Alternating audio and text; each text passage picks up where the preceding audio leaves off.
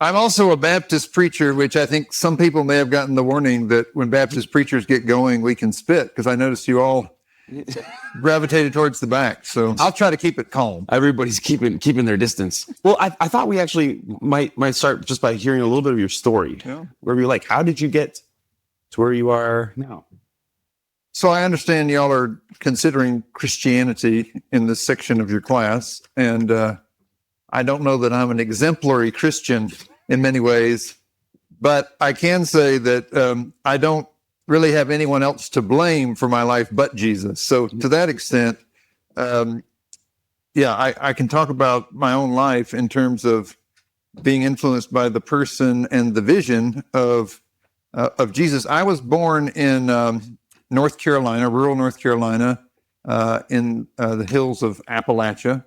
My personal family's only real claim to fame is that my granny grew up with a guy named Andy Griffith in this little town, and he went off to Hollywood and told the story of their small town as the Andy Griffith Show. I don't know if you've ever seen it on reruns, but there was a place called Mayberry in the American imagination. It was based on that small town, and when he went to tell the story, he didn't change all the names of the people he'd grown up with. So my Uncle Otis was the town drunk in the Andy Griffith Show. Wow. That's our claim to fame. There you go.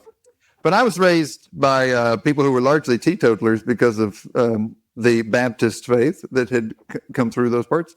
And I grew up in a world where the stories about Jesus that you can read in the Gospels were this kind of imaginative world that grabbed my attention. And I, from a very young age, wanted to sort of live into the compelling vision of what, Jesus says a good life is. And I grew up in the 1980s and 90s when there were a lot of political interests that were reaching out to communities like mine, because they, as part of something called the Southern Strategy, you can learn about it in your history classes, targeted faith communities, white faith communities, particularly in the South at first, to try to recruit a base for the Republican Party after Richard Nixon ran in 1968. And so there were all these organizations that were like trying to get to people like me and convince me that to really follow Jesus is to become a Republican. And so I really wanted to follow Jesus. So I wanted to become a Republican president. That was my goal as a teenager.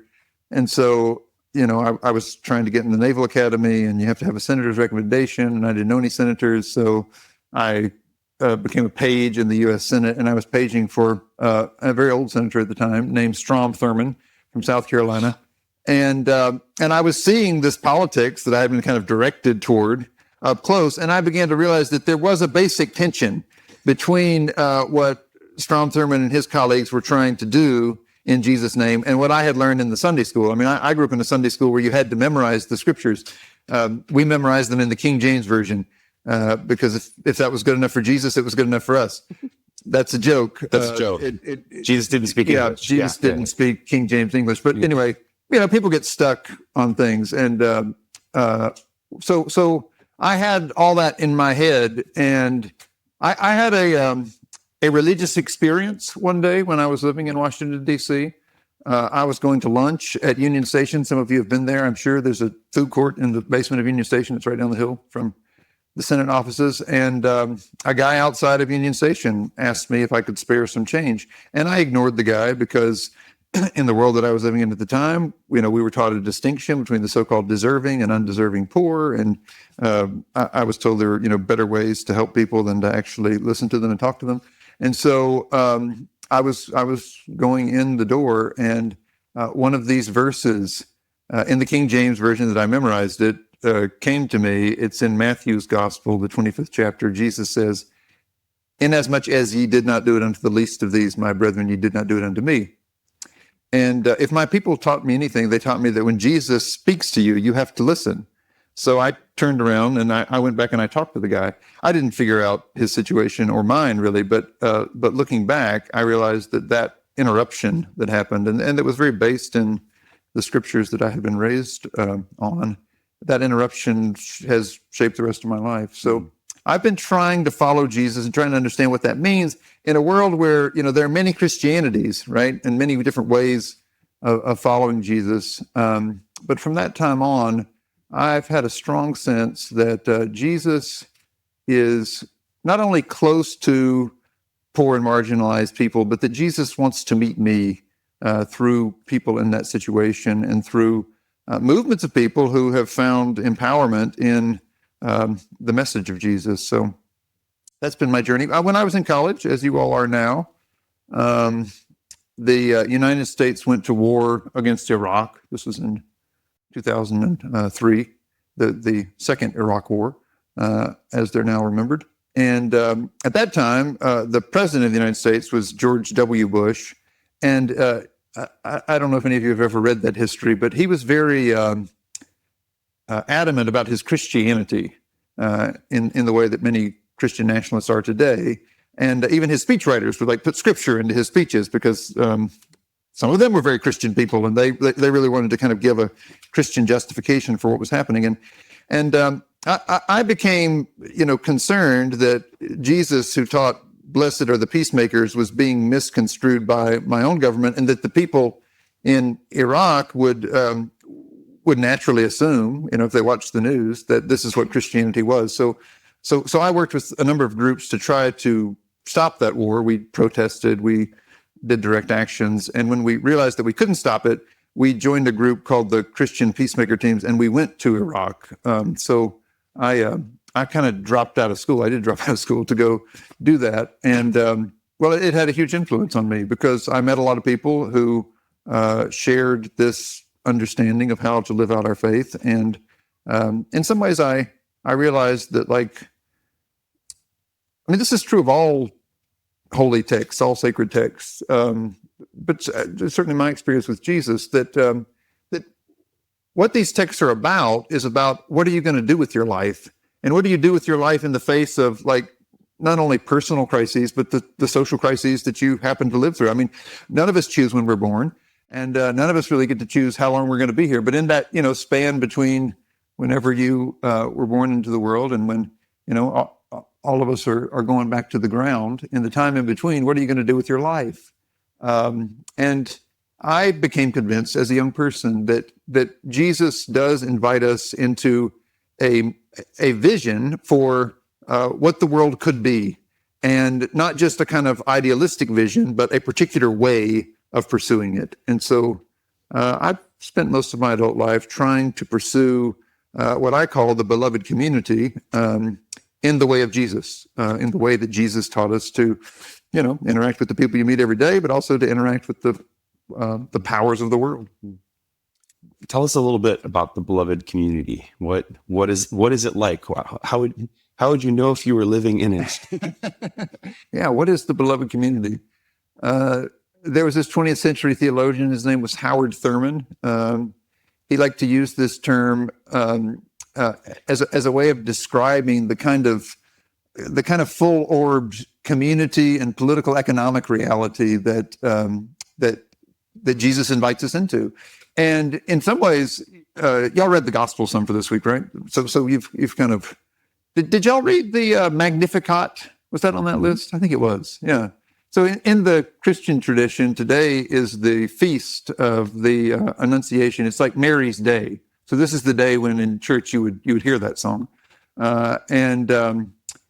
Mary sings that song in response to the news from a heavenly messenger, an angel, who shows up and says, God is going to become human, and you're going to carry him for 9 months, which is a crazy thing, especially if you're a Jew.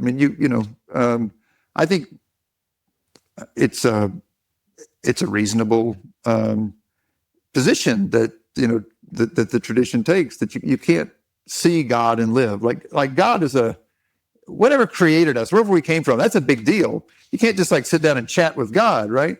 So there's this tradition in Judaism that you can't see God and live. Of course, there were messengers. People knew this, and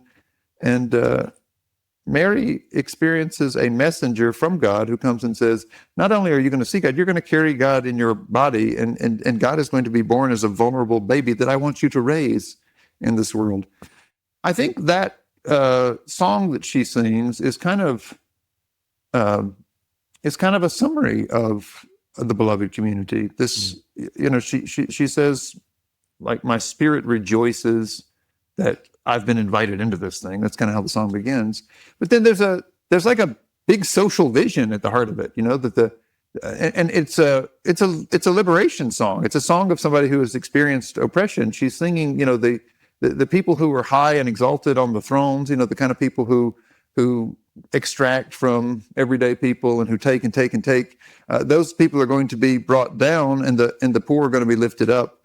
It's a kind of vision that was part of the prophetic literature that she knew. But she realizes that this child that she's going to carry, this God in human flesh, embodies that vision, and that not only is she invited to be part of that, but like the whole world is going to be invited to be part of that through this human who is also God. It's a wild idea, but that's the heart of the tradition that I was raised in and that I've tried to live into. And I think the beloved community is the kind of practical reality that Jesus is always trying to invite people into. So Jesus forms a community of people that are called disciples in the Gospels. So one aspect of the beloved community is that Jesus calls people together who might not have good reason to be together. There's this guy who's a tax collector in the system. So, back to the imagery of his mama's song, this is somebody who's, not at the top of the system, but he's definitely working for the man, working for the feds and taking his cut off of it too in the local community.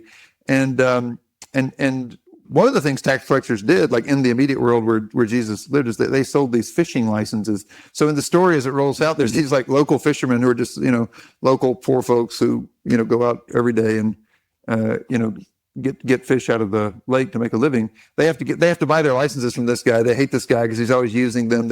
And Jesus puts them on this team together. So one of the things Jesus is saying is in the beloved community, you can become friends with people who've been your enemies. And as a matter of fact, there's particular ways that Jesus thinks we get there. He says, you need to love your enemies.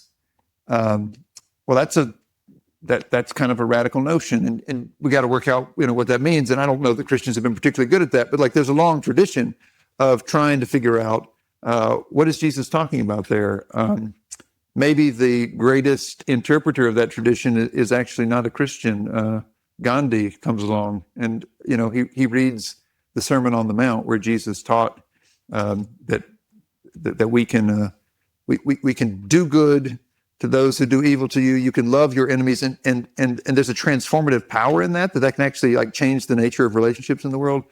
Gandhi was so compelled by that after he read the Sermon on the Mount, he committed to read it every day for the rest of his life, which I just find convicting as a Christian. Somebody read this thing and actually saw that it had some power to it.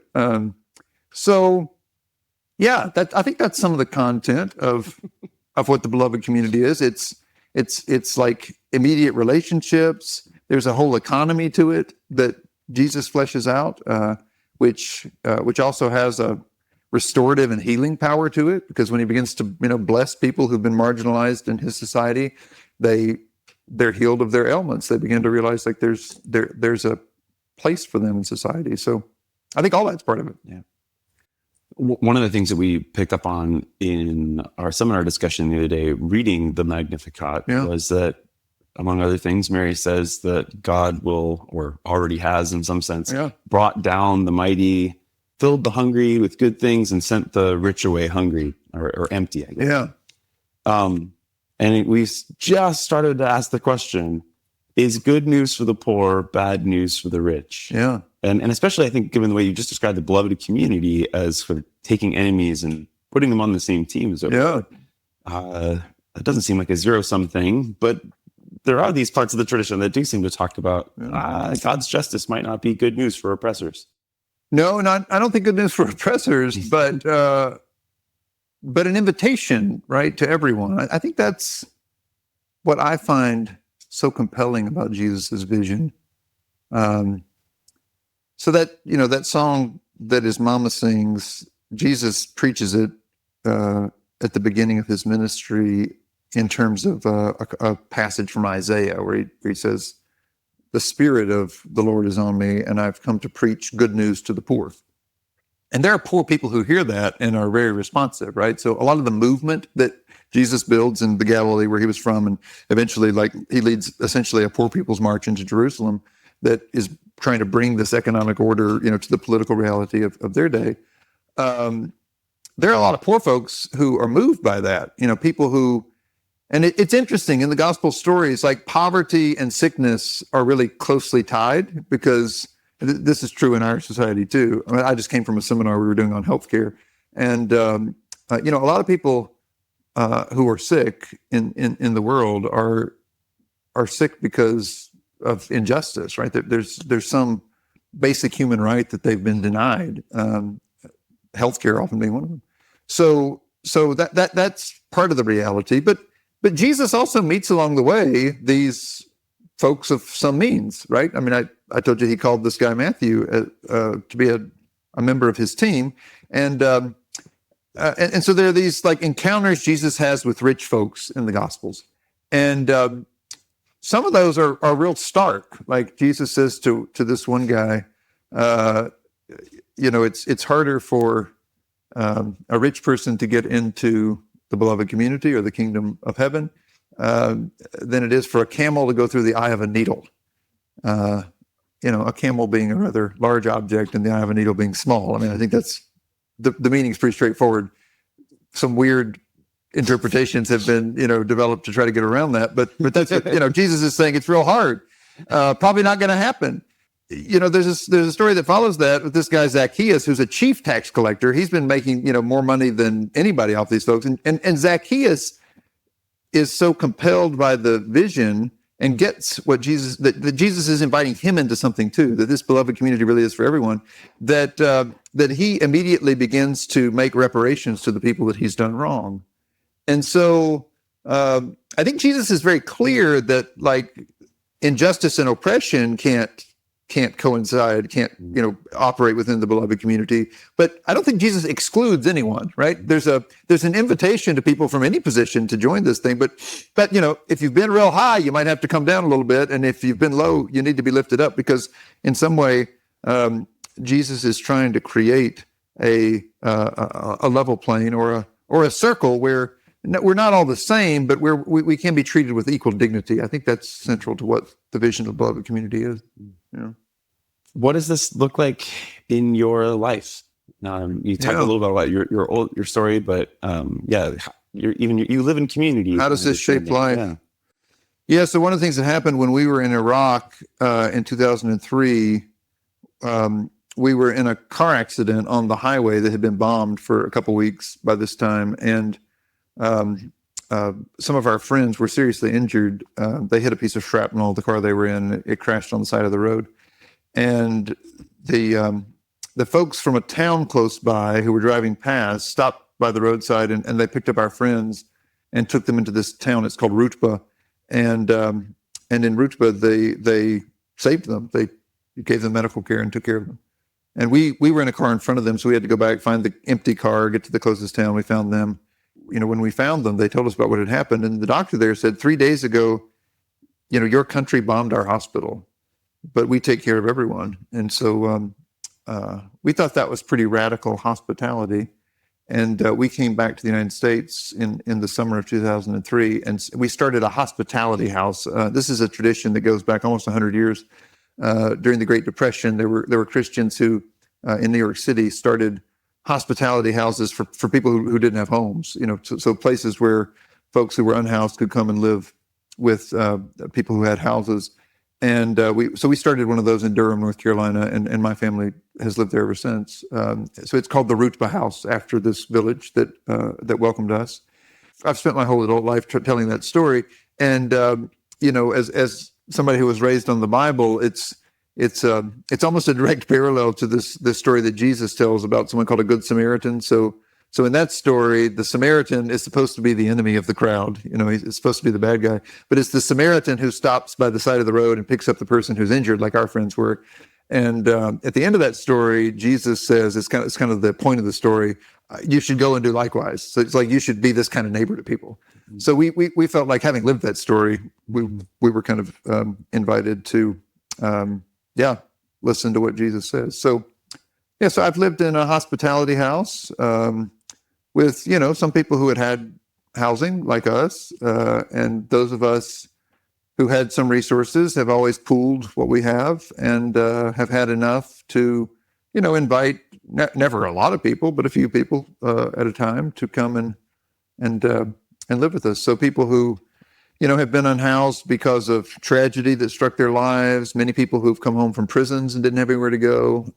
We live in Durham, North Carolina, which is called the City of Medicine, which means a lot of people come there for healing. And in our current healthcare system, that impoverishes a lot of people. So we've had a lot of people who came out of the hospital without anywhere to go come and stay with us. And it's been a concrete way to practice this economy that I think Jesus invites us into. Jesus thought that the kind of economics of the way that he was introducing was what God had been trying to teach Israel all along. So have you already done a unit on Judaism? So the Exodus story is central to that whole tradition. And in that story, after the people come up out of Egypt, God teaches them to trust for bread from heaven, right? This notion that there's enough and God will provide.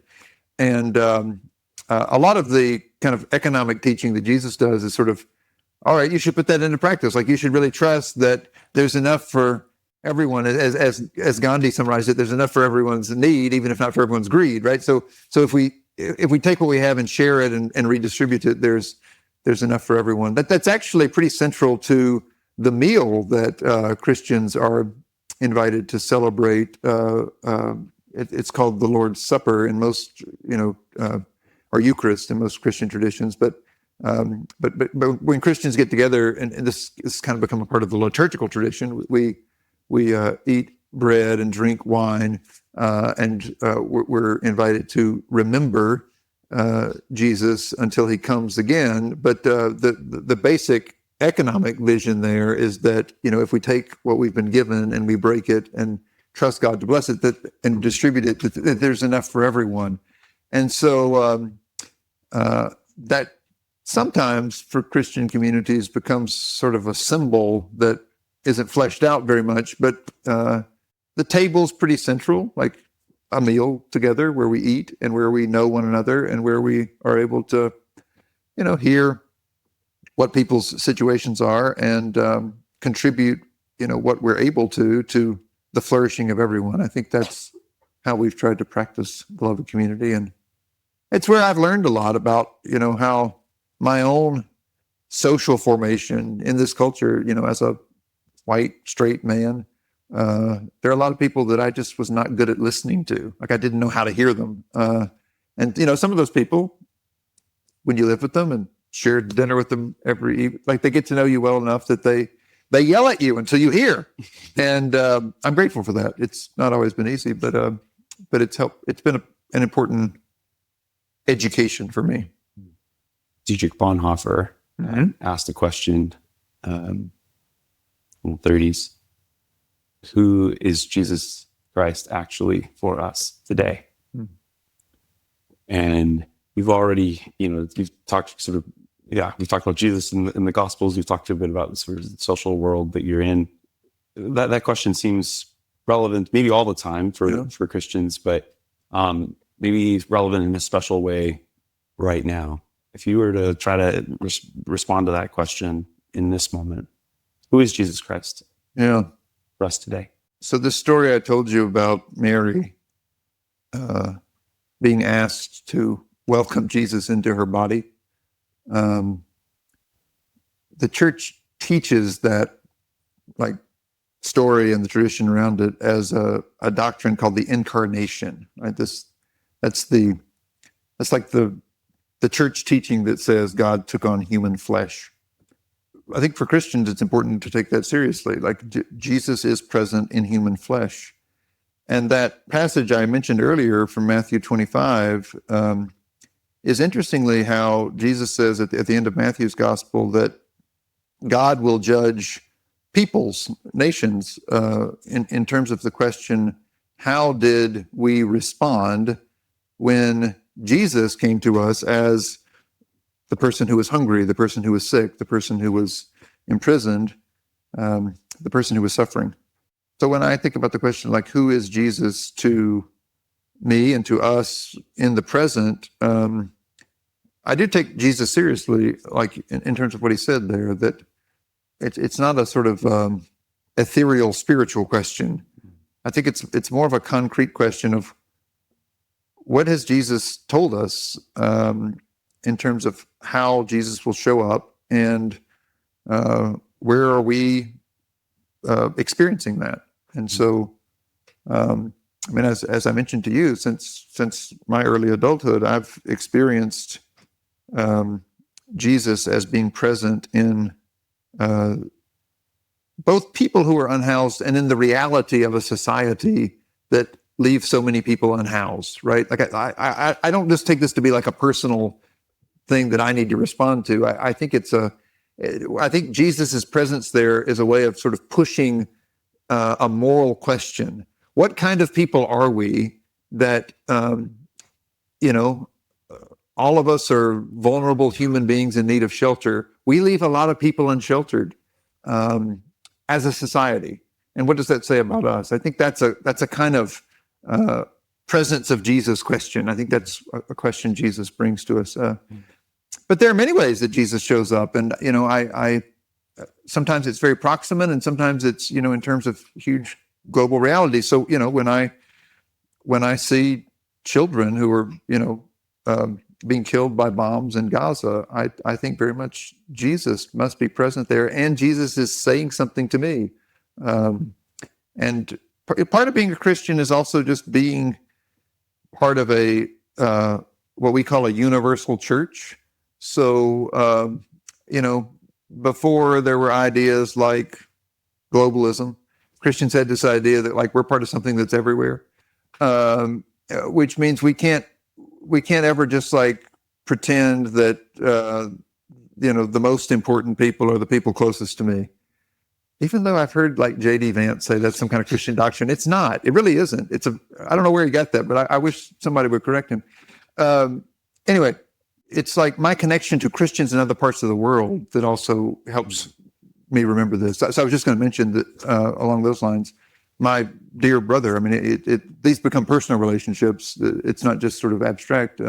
Munter Isaac, who's a pastor in Bethlehem, is going to be here at the Battelle Chapel Friday. So I'd love for you all to hear from him. I think somebody like him is the reason that when I think about like who is Jesus today, I think of his church and his friends and neighbors who he's told me about. There's no one in Palestine who hasn't lost a lot of personal people over the past couple of years. Yeah. I really do believe that there's enough for everyone. So I don't think anyone's well-being depends on someone's destitution, right? And there are Christian traditions that have, embraced and even idealized poverty in a way that I think was largely reactionary. I don't know if you've ever come across this character, Francis of Assisi. Beautiful soul. I love the brother. But he was the son of a rather wealthy cloth merchant in Italy. And Francis started an order of beggars. His whole point was a kind of protest, right? We're going to go beg in order to sort of demonstrate the greed of this so-called Christian society that we're part of, which, had a huge impact and I think was an important movement. But I do think that can get romanticized, right? To the way where, you can kind of have this notion that like, oh, if I'm just poor enough, then that's righteousness. Right? When actually I think Jesus is saying there's a way of imagining creation as a gift. And whatever I have access to should be shared in a way that benefits everyone. But that doesn't mean that I or people close to me should be destitute, right? That there really isn't enough for everyone. And so we've tried to practically negotiate that at the communal level, which has, been interesting with, people sharing stuff. Because you got to talk about like, we live in this consumer society, right? So like, what kind of shoes do our kids really need? I don't know. I mean, these things are hard to answer, right? But people will always have desires, and sometimes those desires are being manipulated by marketing and all that's real. I don't think we ever get like a completely clear answer on that stuff. But like, I also don't obsess over it because I think we work it out relationally with people close to us, but then we also have to work it out like at a society level. So what kinds of policies can we have in our cities and in our states and at the federal level that would make it possible, in the richest nation in the history of the world for, as we were talking about earlier, for like people to just have access to housing. I think that's a moral imperative. I think we have to work on that, and we're nowhere close to it. So it means like building as broad a coalition as possible of people who share that conviction and growing that. And so, for me, it's a personal question. It's also a question of social movement building. It sounds like you're suspicious of politicians who call themselves Christians. That's a good suspicion, in my experience. And I say that as a Christian. No, I mean, we have this reality of religious nationalism. It's a global reality. In this country, it's largely Christian. There are marginal efforts in other faiths, but it's largely Christian. So I hope the way I've tried to describe Christianity to you, I hope it's clear that, like, I don't think of this tradition as a sort of imperial imagination. I don't think it's like a way of imposing on the world a particular sort of set of doctrines or beliefs or practices. I do think that it informs me and people who share this faith with a vision for moral issues that should matter to us and other people from other traditions, right? So in that sense, you were asking, is it religious or is it secular? I mean, moral issues are religious to me in the sense that they connect to my faith. But I don't think that my allies to pursue those moral ends out here have to be religious. They don't have to be in particular religion. They don't have to be religious at all. So I'm part of something called the Poor People's Campaign. We are working to try to address the issues of inequality that you mentioned in policy. And we know that, like, the only possibility of doing that is by building a social movement that can upend the way the two dominant parties in this country think about this stuff. So that we need a lot of people. So I'm happy to work with anybody who shares that conviction that there's just something basically wrong with the disparity that exists. And I find that there are people influenced by many different traditions who share that conviction. So we say, forward together. Let's work together toward that end. Jesus says, every day you ought to pray and you ought to ask for forgiveness to the extent that you've forgiven those who've done you wrong.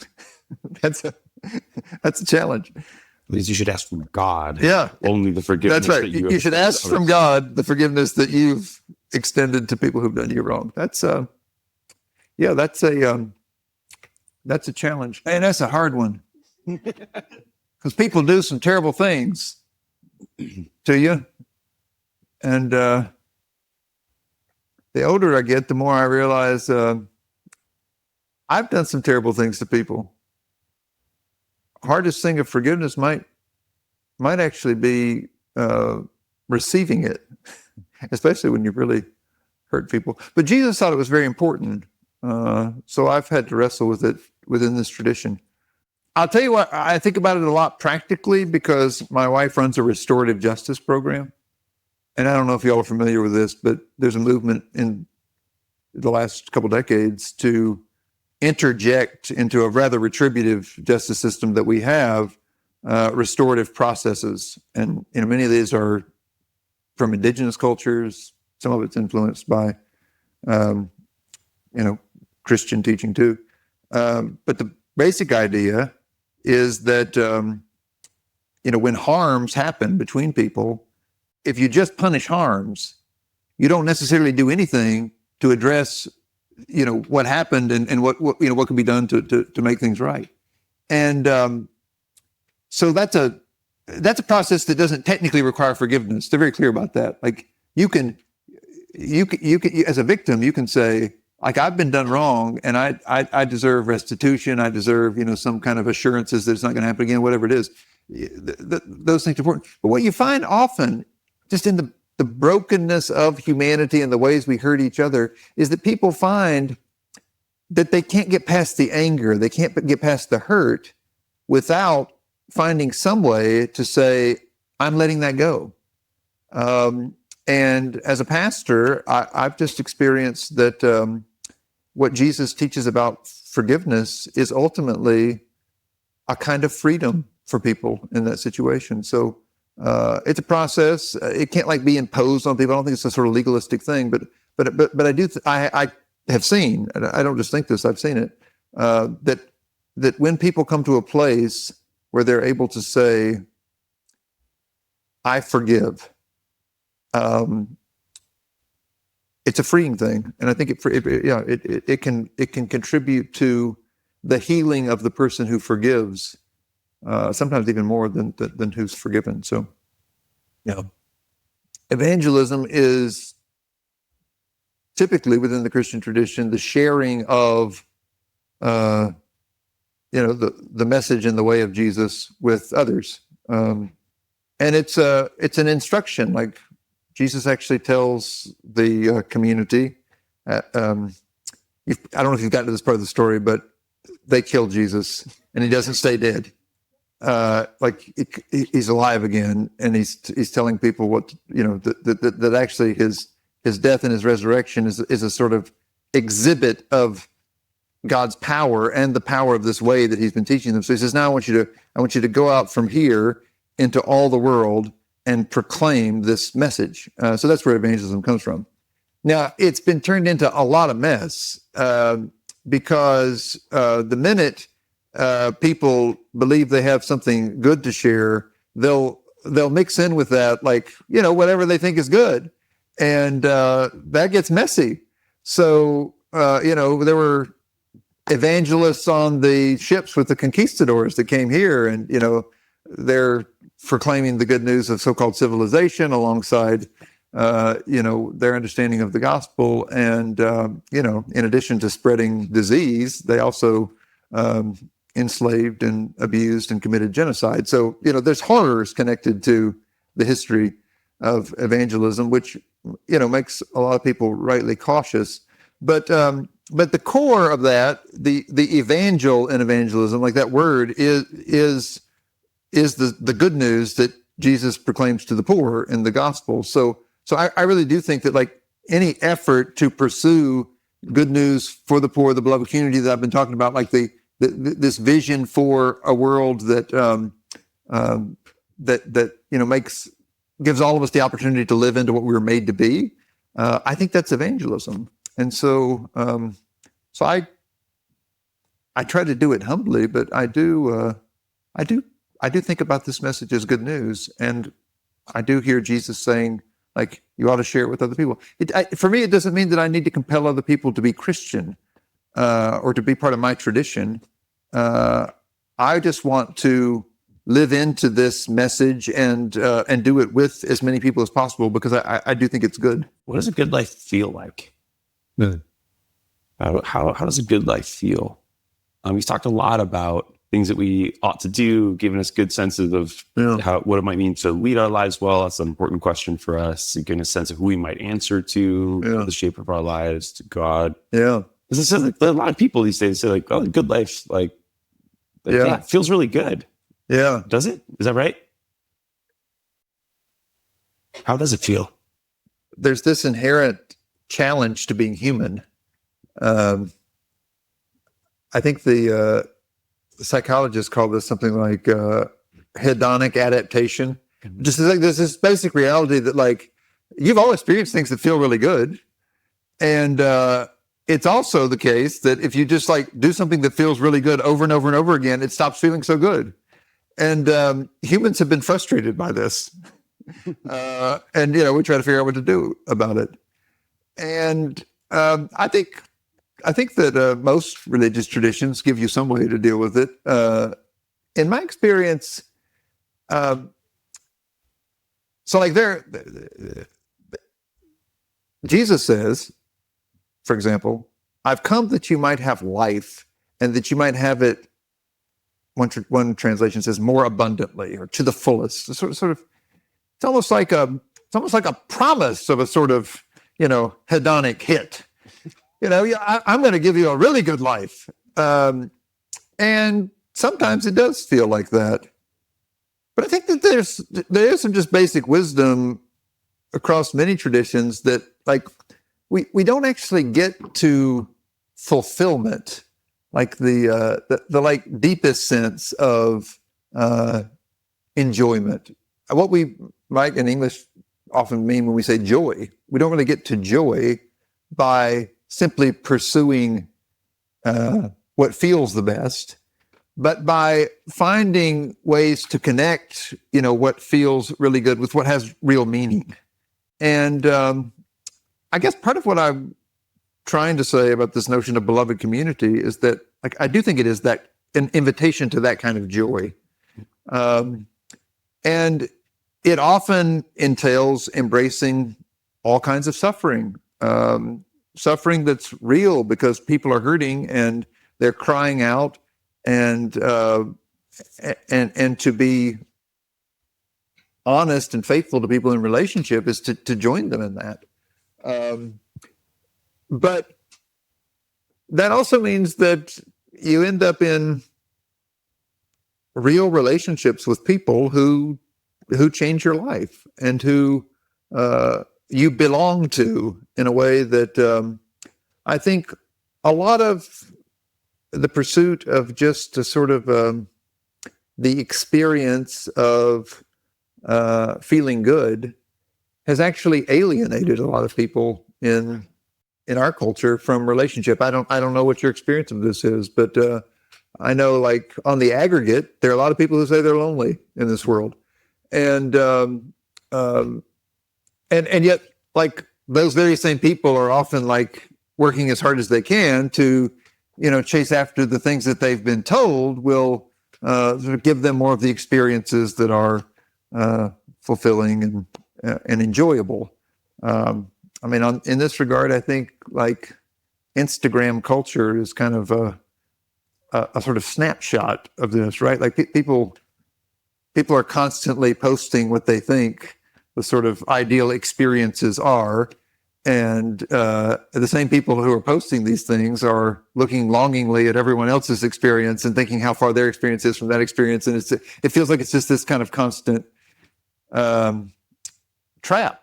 And so I guess I would just say, like, for my experience and within this tradition that I've been talking about, there's something very fulfilling about being in real relationship with a lot of imperfect people who in some ways are always, somewhat disgruntled because we don't have everything we want. But to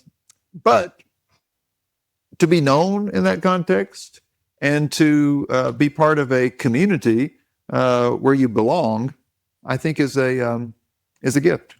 So one of the questions of the good life that I've carried with me is, like, not only what kind of life do I want to live, but what kind of life do I want for my kids and for, people who I love. And it really has been a joy to, I have 3 kids, and I've raised them in this kind of quirky community that I've described. And, they have grandparents, they have, aunties and uncles and friends who love them. And they have this family of people that is kind of weird and extended, but it's made them unique people. I'll never forget when my oldest son was maybe 6 or 7 years old. I was coming up to New York City for something, and he came with me, and we got on the subway, and we were going to whatever we were doing. And he sat down on the subway, and there was a woman reading a book beside him, and he just asked her what she was reading, which, to anybody on the subway is like bizarre, but like an unknown person sitting down beside you had been his experience his whole life. So he just thought, hey, I'll talk to her. And he's not even a particularly gregarious person. I mean, we have a daughter who's extremely gregarious. He's our more reserved child, but it's just kind of natural for him to be in relationship with people he didn't know. And I think that's, it's an experience of community that a lot of people don't have.